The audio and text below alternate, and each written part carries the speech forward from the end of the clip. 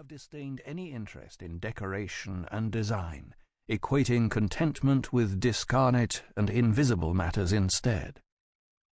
The ancient Greek Stoic philosopher Epictetus is said to have demanded of a heartbroken friend whose house had burnt to the ground, "If you really understand what governs the universe, how can you yearn for bits of stone and pretty rock?"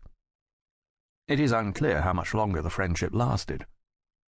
Legend recounts that after hearing the voice of God, the Christian hermit Alexandra sold her house, shut herself in a tomb, and never looked at the outside world again, while her fellow hermit Paul of Crete slept on a blanket on the floor of a windowless mud hut and recited 300 prayers every day, suffering only when he heard of another holy man who had managed 700 and slept in a coffin.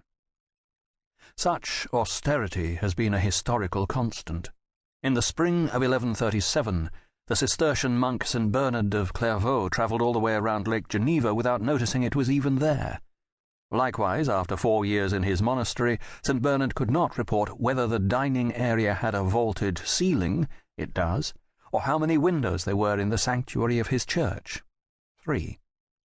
On a visit to the Charterhouse of Dauphiné, St. Bernard astonished his hosts by arriving on a magnificent white horse diametrically opposed to the ascetic values he professed, but he explained that he had borrowed the animal from a wealthy uncle and had simply failed to register its appearance on a 4-day journey across France. 3. Nevertheless, such determined efforts to scorn visual experience have always been matched by equally persistent attempts to mould the material world to graceful ends. People have strained their backs carving flowers into their roof beams, and their eyesight embroidering animals onto their tablecloths. They have given up weekends to hide unsightly cables behind ledges. They have thought carefully about appropriate kitchen work surfaces.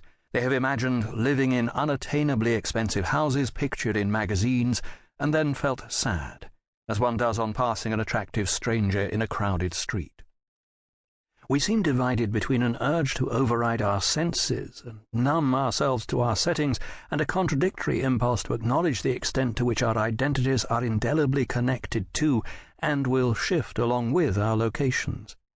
An ugly room can coagulate any loose suspicions as to the incompleteness of life, while a sunlit one set with honey-coloured limestone tiles can lend support to whatever is most hopeful within us. Belief in the significance of architecture is premised on the notion that we are, for better or for worse, different people in different places, and on the conviction that it is the architecture's task to render vivid to us who we might ideally be. 4. We are sometimes eager to celebrate the influence of our surroundings. In the living room of a house in the Czech Republic, we see an example of how walls, chairs, and floors can combine to create an atmosphere in which the best sides of us are offered the opportunity to flourish. We accept with gratitude the power that a single room can possess. But sensitivity to architecture also has its more problematic aspects. If one room can alter how we feel, if our happiness can hang on the colour of the walls or the shape of a door, what will happen to us in most of the places we are forced to look at and inhabit? What will we experience in a house with prison-like windows, stained carpet tiles, and plastic curtains? It is to prevent the possibility of permanent anguish that we can be led to shut our eyes to most of what is around us, or we are never far from damp stains and cracked ceilings, shattered cities and rusting dockyards. We can't remain sensitive indefinitely to environments which we don't have the means to alter for the good, and end up as conscious as we can afford to be. Echoing the attitude of Stoic philosophers or St. Bernard around Lake Geneva, we may find ourselves arguing that ultimately it doesn't much matter what buildings look like, what is on the ceiling, or how the wall is treated.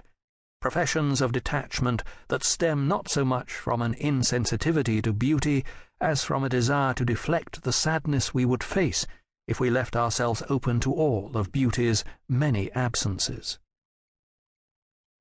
5. There is no shortage of reasons to be suspicious of the ambition to create great architecture. Buildings rarely make palpable the efforts that their construction demands. They are coyly silent about the bankruptcies, the delays, the fear, and the dust that they impose. A nonchalant appearance is a frequent feature of their charm. It is only when we try our own hand at construction that we are initiated into the